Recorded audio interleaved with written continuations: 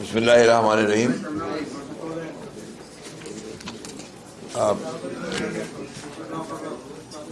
আজকে এই বিশেষ অনুষ্ঠান, আমি এটাকে বিশেষ বলছি এই জন্য যে এই ধরনের অনুষ্ঠান করতে বিএনপি অভ্যস্ত নয়। এটা সেই জন্যই একটা বিশেষ গুরুত্ব লাভ করেছে। এই অনুষ্ঠানের সম্মানিত সভাপতি, যিনি এই ফ্যাসিবাদের বিরুদ্ধে বিগত বছরগুলোতে যখন আমরা আন্দোলন শুরু করেছি তখন থেকেই আমাদের সঙ্গে যে বুদ্ধিবৃত্তিক যে সমর্থন, সেই সমর্থন যিনি দিয়ে চলেছেন তার মেধা দিয়ে এবং তার কন্ট্রিবিউশন বিভিন্ন পাবলিকেশনের ক্ষেত্রে এবং বিভিন্ন প্রোগ্রামের ক্ষেত্রে, বিশেষ করে আপনার আমাদের যে আমাদের দেশের বেগম খালেদা জিয়ার যে ভিশন 2030 এইটা রচনার ক্ষেত্রে এবং আজকে যে আমাদের 31 দফা তার রচনার ক্ষেত্রে তার ভূমিকাকে অবশ্যই অত্যন্ত শ্রদ্ধার সঙ্গে স্মরণ করতে হবে। আমাদের জনাব জাবিউল্লাহ, সাবেক সচিব এবং চেয়ারপারসনের উপদেষ্টা, আমাদের মাঝে আজকে প্রধান আলোচক হিসেবে উপস্থিত আছেন আমাদের বাংলাদেশে আমি মনে করি মিডিয়ার ক্ষেত্রে যিনি একটা আইকন। বয়সটা 90 বলা হয়েছে, আমি তাকে এখনো মনে করি যে তিনি এখনো 30 বছরের যুবক এবং সেই হিসেবে তিনি কাজ করেন, কথা বলেন এবং এখনো অদম্য প্রাণ শক্তি নিয়ে তিনি কিন্তু লড়াই করে চলেছেন সমস্ত অন্যায়ের বিরুদ্ধে, সত্যের পক্ষে এবং ভালোবাসার পক্ষে। এই যে লাল গোলাপ এখনো তিনি করছেন এবং অত্যন্ত জনপ্রিয় একটি অনুষ্ঠান। আমাদের মাঝে এখানে উপস্থিত আছেন এই অনলাইন যুদ্ধে যারা একদম প্রথম থেকে কাজ করছেন, যাদেরকে এখন পর্যন্ত অনেকে চেনেই না, জানেই না, তাদের উপরে যে নির্যাতন হয়েছে সেই সম্পর্কেও আমরা কেউ জানি না, তাদের কন্ট্রিবিউশনটাকেও আমরা কখনোই মূল্য দেইনি এবং তাদেরকে সামনে আমরা কখনো আনিনি। এরা পেছনে থাকে, লেখে। কিছুক্ষণ আগে আমার এই ছাত্র কাজল, সে বলেছে যে আমরা বলা বলিতে অভ্যস্ত নই, আমরা লেখালেখিতে অভ্যস্ত। আসলে এরা বলা বলি করে না দেখে সামনে আসতে পারে না, লেখে। আর লেখালেখি আজকাল আমরা বেশি পড়িও না, এটা একটা সমস্যা হয়ে গেছে। তবে যেটা পড়ে সেটাতে ওরা কাজ করছে। কিন্তু আমি কিছুদিন আগে বলছিলাম যে এই যে মোবাইলটা, এটাই কিন্তু এখন যুদ্ধের সবচেয়ে বড় হাতিয়ার, সবচেয়ে বড় হাতিয়ার। আমরা এটাকে অনেকেই উপলব্ধি করতে পারি না। এই হাতিয়ারটাই কিন্তু শত্রুকে পরাজিত করতে পারে। এই হাতিয়ারই কিন্তু একমাত্র যা করেছে 24-এর 5ই আগস্টের যে আন্দোলন, এই আন্দোলন এত দ্রুত স্ফুলিঙ্গের মতো ছড়িয়ে গেছে। কি কারণে? এই হাতিয়ারের কারণে। এই জায়গাটায় আমরা অনেক দুর্বল। এই জায়গাটায় আমাদেরকে সবল হতে হবে, আমাদের দীপ্ত পদচারণা থাকতে হবে। আমরা দেখি সোশ্যাল মিডিয়াতে আমাদের উপস্থিতি খুব কম। এটা বারবার আমরা বলেছি, বিভিন্নভাবে চেষ্টা করেছি। এখানে আছেন যারা এই মিডিয়া সেলের সঙ্গে জড়িত আছেন, বিভিন্নভাবে কাজ করছেন, আমরা এই কথাটা বারবার বলে এসেছি। কিন্তু কেন জানি না আমরা এই জায়গাটাতে খুব বেশি এগোতে পারিনি। আজকে যে কথা বলা হয়েছে, এখন যে একটা প্রচারণা চলছে, মিথ্যা প্রচারণা চলছে, মিথ্যা প্রচারণাকে কাউন্টার করবার একমাত্র পথ হচ্ছে প্রচারণা, বিকল্প নেই। ওই প্রচারণাকে দিয়েই মিথ্যা প্রচারণাকে কাউন্টার করতে হবে। এই কথাটা আমাদেরকে সবসময় মনে রাখতে হবে। যাই হোক, সেই বীর সৈনিকেরা আজকে এখানে উপস্থিত আছে। আমরা কখনোই তাদেরকে এভাবে আনুষ্ঠানিকভাবে তাদেরকে আমরা সম্মান জানাতে পারিনি। আজকে আমি আমার পক্ষ থেকে, দলের পক্ষ থেকে আমরা তাদেরকে আন্তরিকভাবে ধন্যবাদ, মোবারকবাদ, অভিনন্দন, তাদের প্রতি কৃতজ্ঞতা জানাব। এবং আজকে উপস্থিত আমাদের এখানে যারা আছেন, আমাদের প্রিয় সুধীবৃন্দ, আসসালামু আলাইকুম। যে বইটা আজকে এখানে আপনার মোড়ক উন্মোচন করা হচ্ছে, এই বইটার প্রথম সংকলন বোধহয় করেছিলেন আমাদের 18 সালে। তখন আমাদের সম্মানিত এমাজউদ্দিন সাহেব, আমাদের প্রফেসর এমাজউদ্দিন সাহেব, তিনি জীবিত ছিলেন। তার এখানে একটা আপনার মুখবন্ধের মধ্যেও তার আপনার বক্তব্যটা আছে। আরেকজন মানে অশীতিপর বৃদ্ধ বলা যাবে, এবং আজীবন যিনি সত্যের পথে লড়াই করেছেন, সংগ্রাম করেছেন, বিশেষ করে এই আমাদের জাতীয়তাবাদের রাজনীতিতে বিশ্বাস করে তিনি সংগ্রামটা তিনি করে গেছেন। আজকে তিনি আমাদের মাঝে নাই, তার প্রতি আমি আন্তরিক শ্রদ্ধা জানাচ্ছি।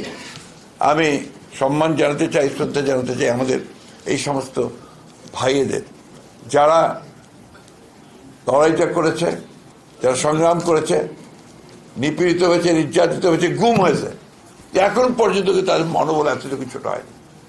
পারিবারিকভাবে তারা অসহ্য কষ্টের মধ্যে পড়েছে, সেখানেও কি তারা মাথা নোয়ায়নি, মাথা উঁচু করে দেখেছে। এমন একটা সময় ছিল যখন দেশে থাকাই তাদের জন্য বিপদ হয়ে যাচ্ছিল, আমরা তার পরামর্শ দিচ্ছিলাম দেশ ছেড়ে পালিয়ে যাও, এইরকম একটা অবস্থা ছিল। যাই হোক, তারা আজকে সেটাকে অতিক্রম করে আজকে তারা একটা জায়গায় এসে পৌঁছেছে। আমি তাদেরকে ধন্যবাদ জানাই এই জন্যে যে তাদের এই সংগ্রাম বৃথা যায়নি।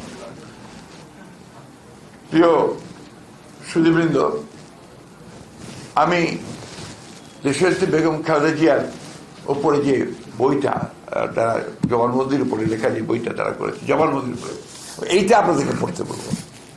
তার জবানবন্দিটা যদি আপনি পড়েন তাহলে দেখবেন এটাই একটা ইতিহাস, এটাই একটা দিক নির্দেশনা, এটাই হচ্ছে সর্বশ্রেষ্ঠ রাজনীতি। এটা আমরা অনেকেই জানি না যে এটার মধ্যে কি আছে। ওনার জবানবন্দি, কোর্টে দেওয়া যে জবানবন্দিগুলো, এগুলো আমরা পড়া উচিত হবে বারবার করে। এই ক্ষেত্রে আমার মনে পড়ছে যারা এটা রচনা করেছিলেন, কয়েকজন করেছিলেন, অনেকে হেল্প করেছিলেন তাকে এই বিষয়গুলো, এই জবানবন্দি তৈরি করতে। তার মধ্যে অ্যাডভোকেট রাজ্জাক সাহেব ছিলেন, রাজ্জাক সাহেব ছিলেন একজন প্রমিনেন্ট। আর একজন সাংবাদিক যিনি ম্যাডামের প্রেস সচিব ছিলেন, যিনি এখন আমাদের কাছে নেই, আমাদের সঙ্গে নেই বিভিন্ন কারণে, মারুফ কামাল। তার নাম আমি যদি না বলি তাহলে আমার নিজের বিবেকের কাছে আমি ঠিক থাকতে পারবো না। অত্যন্ত অত্যন্ত বড় কন্ট্রিবিউশন ছিল তার। শফিক ভাই নিশ্চয়ই শেয়ার করবেন, শফিক ভাইও এর মধ্যে ছিলেন, তার ওইখানে কন্ট্রিবিউশন অনেক আছে। এটা আপনার দয়া করে পড়ে, আমি কথা বারবার করে সেই জন্যই বলছি। আজকে দেখুন এখানে আরোপ করেছেন অনেকে যে ইতিহাসের কি অমোঘ বিধান, অমোঘ বিধান, যে কথা কিছুক্ষণ আগে আমাদের কয়েকজন বলেছেন যে আজকে দেশনেত্রী বেগম খালেদা জিয়া মুক্ত হয়ে তিনি চিকিৎসার জন্য লন্ডনে গেলেন, এবং গেলেন রাষ্ট্রীয় মর্যাদা নিয়ে। তাকে সি অফ করেছে, এবং তারা পথে পথে লক্ষ লক্ষ মানুষ তাকে সি অফ করেছে ভালোবাসা থেকে। এবং তাকে যেভাবে আন্তর্জাতিকভাবে তিনি যে সম্মানটুকু পেয়েছেন, কোথাও বাধা পেতে হয়নি আমাদেরকে। আমরা যেখানেই বলেছি যে এটা আমাদের দরকার, সাথে সাথে করে দিয়েছে, ভিসা দিয়েছে ম্যাডামকে নিয়ে যাওয়ার জন্য। কাতারের আমিরের প্রতি আমি আমার কৃতজ্ঞতা জানাচ্ছি যে তারা একেবারেই কোনো পারিশ্রমিক না, অর্থাৎ যেটাকে আমরা বলি রেন্ট না নিয়ে তারা এই অ্যাম্বুলেন্সটি দিয়েছেন, এবং খুব দ্রুতভাবে দিয়েছেন। আমি ধন্যবাদ জানাই ব্রিটিশ সরকারকে যে তারা সেখানে তারকে যাওয়ার ব্যাপারটা নিশ্চিত করেছেন, এবং সেখানে আমাদের যারা আছেন, আমাদের ভারপ্রাপ্ত চেয়ারম্যান তারেক রহমান সাহেব সহ, তারা সেখানে তার চিকিৎসার ব্যবস্থা শুরু করেছেন। এবং এই বইটি আমি বললাম, আমার কাছে যখন এরা তারিখ চাচ্ছিল, তো আমি একটু দেরি হচ্ছিল, আমরা চেষ্টা করছিলাম যে এটাকে আরো বড় আকারে করা যায় কিনা, যাই হোক সেটা সম্ভব হয়নি। তো তারিখটা ঠিক হলো এমন দিনে যে তারিখে তার একদিন আগে, গতকাল ম্যাডাম লন্ডনে গিয়ে পৌঁছেছেন তার চিকিৎসার জন্য মুক্ত অবস্থায়। এর চেয়ে বড় প্রাপ্তি ওদের আর কি আছে, যারা লড়াই করেছে, যে মহিষী নেত্রীর জন্য তারা জেলে গেছে, গুম হয়েছে, পায়ের নখ তুলে নিয়েছে, অত্যাচার করছে, একজন এখন সুস্থ হয়নি, আরেকজন হাসপাতালে পড়ে আছে তার স্ট্রোক করে। তারা এইটুকু তো পেয়েছে তাদের লড়াইয়ে। দেশনেত্রী বেগম খালেদা জিয়া এখন মুক্ত, চিকিৎসার জন্য বিদেশে যেতে পেরেছেন। আমাদের ভারপ্রাপ্ত চেয়ারম্যান সাহেব তিনি মুক্ত হবেন অল্প দিনের মধ্যেই পুরোপুরি কেস থেকে, তিনিও এসে আমাদের মাঝে উপস্থিত হবেন। আমাদের যে ত্যাগ, আমাদের জনগণের, আমাদের ছাত্রদের, আমাদের যুবকদের, আমাদের স্বেচ্ছাসেবকদের, আমাদের মহিলাদের, এটা কোনো মতেই বৃথা যাবে না, বৃথা যায়নি। আমরা তো অন্তত ফ্যাসিবাদকে সরাতে পেরেছি, টানতে পেরেছি, তাই না? তো এইখানে আমরা যেন কোনো হীনমন্যতা না ভুগি। কিন্তু দুর্ভাগ্য আমাদের, দেখেন এখন এই হাসিনা চলে যাওয়ার পর থেকে, পালানোর পর থেকে আমরা কেন জানি না নিজেদেরকে আবার সেই পুরো বিশ্বাস ফিরিয়ে যেতে পারছি না, ঐক্যের জায়গাটাতে থাকতে পারছি না। কি দুর্ভাগ্য যে এখন যেটা শুরু হয়েছে এটাকে আমি মনে করি এতটুকু সুস্থ ব্যাপার না, অসুস্থ একটা প্রতিযোগিতা শুরু হয়েছে ক্ষমতায় টিকে থাকবার জন্য। আর ক্ষমতা তো টিকে থাকবে তখনই যখন এটাকে তুমি সেটেল করতে পারবে, স্টেবিলিটি আসবে, স্থিতিশীলতা আসবে। এবং তার জন্য আমরা যে কথাটা বারবার বলছি, সংস্কার তো আমরাই শুরু করেছি ভাই, আমরাই প্রথম সংস্কারের কথা বলেছি। এবং জিয়া রহমান সাহেব প্রথম সংস্কার করেছেন, একদলীয় শাসন ব্যবস্থা থেকে বহুদলীয় গণতন্ত্রে নিয়ে এসছেন। গ্রেটেস্ট সংস্কার, উনি পুরোটা কাঠামো পরিবর্তন করে দিয়েছেন। এই যে সংবাদপত্রের স্বাধীনতা একদম বন্ধ ছিল, মাত্র 4টা পত্রিকা ছিল, সবগুলো প্লিজ সবগুলো সংবাদপত্র ওপেন করে দিয়েছেন জিয়া রহমান সাহেব। অর্থনীতিতে একটা বদ্ধ অর্থনীতি ছিল, বন্ধ, সেখানে পুরো একেবারে বৈপ্লবিক পরিবর্তন সেটা মুক্ত করেছিলেন। তথাকথিত ভ্রান্ত সমাজতান্ত্রিক ধারণাকে বাদ দিয়ে তিনি একটা মিশ্র অর্থনীতি, মুক্ত অর্থনীতির মতবাদ নিয়ে এসেছিলেন। বাংলাদেশের জাতীয়তাবাদের যে তার দর্শন, সেই দর্শন ইটসেলফ হচ্ছে সংস্কারের মূল মুখবন্ধ, মূল কথা। এবং 19 দফা কর্মসূচি ছিল সবচেয়ে বড় সংস্কারের কর্মসূচি। আমরা এই জিনিসগুলো কেউ হিসাব করি না। আমাদের যারা বড় বড় বুদ্ধিমান আছেন, বুদ্ধিবৃত্তিক চর্চা করছেন, বিভিন্ন রকম কথা বলছেন, they never bring this things, সামনে আনবে না। কারণ তারা তো ওই মাটির মানুষের সঙ্গে তারা এখনো সেই সম্পৃক্ততা অর্জন করতে অনেকেই পারেন। আমি অনুরোধ করব যে এই বিষয়গুলো সকলকে দেখার জন্য, to study properly Zia Rahman, to study properly Khaleda Zia. তিনি ক্ষমতার প্রলোভনে ক্ষমতায় আপনার রাজনীতি আসেননি। তিনি এসেছিলেন যখন, তখন তার সামনে কোনো প্রধানমন্ত্রিত্বের কোনো সম্ভাবনা ছিল না।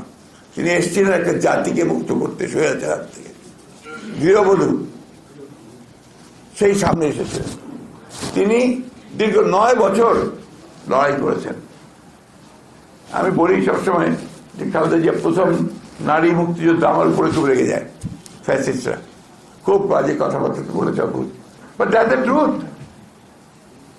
1971 সালের 26শে মার্চ শহীদ প্রেসিডেন্ট জিয়া রহমান যখন স্বাধীনতার ঘোষণা দেন, সেই মুহূর্তে বেগম খালেদা জিয়া ওই চট্টগ্রামের ক্যান্টনমেন্টে তিনি কিন্তু শিশু বাচ্চা নিয়ে একা ছিলেন। ওই সময় সৈনিকেরা এসছে তার কাছে যে আমাদের কমান্ডার তো এখন নাই, বাইরে আছেন, আমাদেরকে বলছে অস্ত্র সমর্পণ করতে, আমরা এখন কি করব? তিনি বলছেন তোমাদের কমান্ডার যদি আসে বলতো তোমরা একটা অস্ত্র সমর্পণ করবে না। That was the beginning. কিন্তু দুঃখজনক ভাবে এটাকে কেউ মূল্যায়ন করতে চায় না। তারপরে জিয়া রহমান সাহেব যখন আপনার চলে গেছেন বিদ্রোহ করে, সেটা পাকিস্তান সেনাবাহিনীদের প্রতি বিদ্রোহ করে যখন কালুরঘাটের দিকে বেরিয়ে গেছেন, তখন তিনি একা তার 2 পুত্র সন্তানকে 2 হাতে ধরে বোরকা পরে বেরিয়েছেন ঢাকার উদ্দেশ্যে। এই লড়াইকে, এই সংগ্রামকে আমরা কেউ গুরুত্ব দেবো না, মূল্যায়ন করবো না। এসে তিনি ঢাকাতে গ্রেফতার হয়েছেন পাকিস্তান সেনাবাহিনী। পাকিস্তান সেনাবাহিনী দীর্ঘ 9 মাস কারাগারে দিচ্ছে এবং 16ই ডিসেম্বর তিনি মুক্তি হয়েছেন। এটা হচ্ছে বাস্তবতা। তিনি যদি মুক্তিযোদ্ধা না হবেন, মুক্তিযোদ্ধা কি হাসিনুল ইনু আর আপনার ওই আমির হোসেন আমু, যারা ওই যে আপনার 8 নম্বর থিয়েটার রোডে বসে বসে মুক্তিযুদ্ধ পরিচালনা করেছেন। That is the problem. সমস্যাটা ওই জায়গায়। কেন জানি না আমাদের মিডিয়া দুঃখজনক ভাবে আজকে সব নেগেটিভ জিনিসগুলোকে তুলে ধরতে চায়। এটাকে পজিটিভ গুলো তুলে ধরুন, যে সত্য সেই সত্যকে তুলুন। এই জবানবন্দিতে বেগম খালেদা জিয়া শেষ কথাগুলো বলেছিলেন, আমি সেই জায়গাটা আপনাদেরকে একটু বলতে চাই। কোর্টে তিনি বলছেন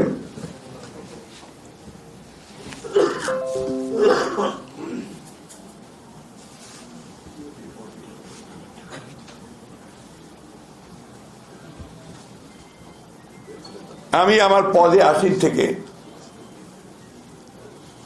নিষ্ঠা সহতার সঙ্গে দায়িত্ব পালন করেছি, কোনো আইন ভঙ্গ বা অপরাধ করিনি। আমি আমার বক্তব্য শেষ করছি পবিত্র কোরআনের সূরা নিসার 135 নম্বর আয়াতটির বাংলা তর্জমার কথা উল্লেখ করে, হে ঈমানদারগণ, তোমরা ন্যায়ের উপর প্রতিষ্ঠিত থেকো, আল্লাহর ওয়াস্তে ন্যায়সঙ্গত সাক্ষ্য দান করো, তাতে তোমাদের নিজের বা পিতা মাতার অথবা নিকটবর্তী আত্মস্বজনের যদি ক্ষতি হয়, তবুও কেউ যদি ধনী কিংবা দরিদ্র হয়, তো আল্লাহ তাদের শুভাকাঙ্ক্ষী তোমাদের চাইতে বেশি। অতএব তোমরা বিচার করতে গিয়ে রিপুর কামনা বাসনার অনুসরণ করো না। আর যদি তোমরা ঘুরিয়ে পেঁচিয়ে কথা বলো কিংবা পাশ কাটিয়ে যাও, তবে আল্লাহ তোমাদের যাবতীয় কাজকর্ম সম্পর্কেই অবগত। এটা কোরআনের আয়াতের উক্তি দিয়ে শেষ করেছিলেন আমাদের নেত্রী দেশনেত্রী বেগম খালেদা জিয়া। দেখুন, এই 5 তারিখের পরে, অর্থাৎ সিপাহী জনতার বিদ্রোহের পরে, অভ্যুত্থানের পরে প্রথম যে সভাটা আমরা করলাম, মনে আছে নিশ্চয়ই, আমরা প্রণয় ভবনের সামনে আমরা একটা সভা করেছিলাম 7 তারিখে, না 7 তারিখ। সেই সভায় আমাদের অনলাইনে 2 জন বক্তব্য রেখেছিলেন। একজন হচ্ছে আমাদের চেয়ারপারসন দেশনেত্রী বেগম খালেদা জিয়া, একজন আমাদের ভারপ্রাপ্ত চেয়ারম্যান জনাব তারেক রহমান। দেশনেত্রী বেগম খালেদা জিয়া 4-5টা কথা বলেছিলেন। ফ্রম হসপিটাল, তার সেই অসুস্থ অবস্থার বেড থেকে তিনি বলেছিলেন যে আজকে আমাদের এত রক্তপাত, এত ত্যাগ আত্মত্যাগের পরে আমরা মুক্ত হয়েছি। এই মুক্তির জন্য যারা জীবন দিয়েছে, প্রাণ দিয়েছে, উৎসর্গ করেছে, তাদের প্রতি কৃতজ্ঞতা জানিয়েছেন। সব শেষে তিনি বলেছেন, তো এখন আমাদের ধৈর্য ধরতে হবে, এখন আমরা কোনো প্রতিশোধ নেব না, এখন প্রতিহিংসা নয়, এখন প্রেম ভালোবাসা দিয়ে আমাদেরকে সামনে এগিয়ে যেতে হবে, গণতন্ত্রকে প্রতিষ্ঠা করতে হবে। কয়েকটা কথা, এই কথাগুলো আমাদেরকে উপলব্ধি করতে হবে। আজকে আমরা যে কথা শফিক ভাই বলেছেন তার বক্তব্যের মধ্যে, যে অহিংস আন্দোলন করেছি আমরা সেই যে জনসভাগুলো, মহাসমাবেশগুলো আমরা করেছি বিভাগে বিভাগে, 7 লোক এসছে, 100 মাইল সাইকেল চালিয়ে এসছে, পায়ে হেঁটে এসেছে। এগুলো সংগ্রাম নয়, আন্দোলন নয়। তো এই জিনিসগুলো সবাইকে মনে রাখতে হবে, যার যেটা কন্ট্রিবিউশন, সেই কন্ট্রিবিউশনকে স্বীকার করতে হবে। আমরা অবশ্যই শ্রদ্ধা জানাই, আমরা কৃতজ্ঞতা জানাই সেই সমস্ত তরুণ ছাত্রদেরকে যারা প্রাণ দিয়েছে, যারা আন্দোলন করেছে, সংগ্রাম করেছে। কিন্তু বিভক্তির রাজনীতি যেন আমরা না করি। এখন যেটা প্রয়োজন, সবচেয়ে বেশি প্রয়োজন, দেশকে বাঁচানোর জন্য, গণতন্ত্রকে ফিরে পাওয়ার জন্য ঐক্য, স্ট্রাকচার তৈরি করার সংস্কার অবশ্যই লাগবে। কিন্তু সেই সংস্কারটার যে পেছনে যে শক্তিটা লাগবে, সেটা হচ্ছে একটা নির্বাচিত পার্লামেন্ট, নির্বাচিত সরকার। এটা ছাড়া সংস্কারকে কখনো আপনার লেজিটিমেসি দিতে পারবো না, আমরা এটাকে প্রতিষ্ঠিত করতে পারবো না। তাই আমি সেই সব বিতর্কে এখন যেতেও চাই না। অনুরোধ করবো যে আমরা বিতর্কে বেশি না জড়াই। আমরা আহ্বান জানাবো দেশের সমস্ত গণতন্ত্র প্রেমী মানুষদেরকে, স্বাধীনতার মানুষদেরকে, যে ঐক্যবদ্ধ থাকবেন, বিভাজিত হবেন না। আর আমি রাজনৈতিক নেতা কর্মী যারা যে যেখানে কাজ করছেন, সবাইকে অনুরোধ করবো বিভাজন সৃষ্টি করবেন না। আমি জানি না, কিছু মানুষ একেবারে যেন ডেসপারেট হয়ে গেছে যে তার দেশকে ভাগ করবে, আবার জনগণকে বিরক্ত করবে। এখন বিভিন্ন রকম কথা বলছে, বিভিন্ন রকম আপনার উস্কানি দিচ্ছে, উস্কানিমূলক কথা হচ্ছে। আপনারা দয়া করে এগুলোর মধ্যে যাবেন না।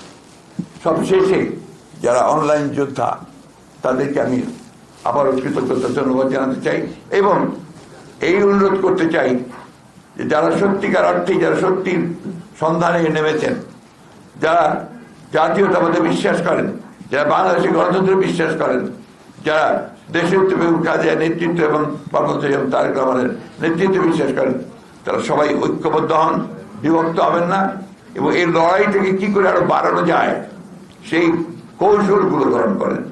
আমরা আপনাদের সঙ্গে আছি, ইনশাআল্লাহ। আমরা অতীতে সফল হয়েছি, আমরা আবারও সফল হব। আপনাদের সকলকে ধন্যবাদ। আসসালামু আলাইকুম।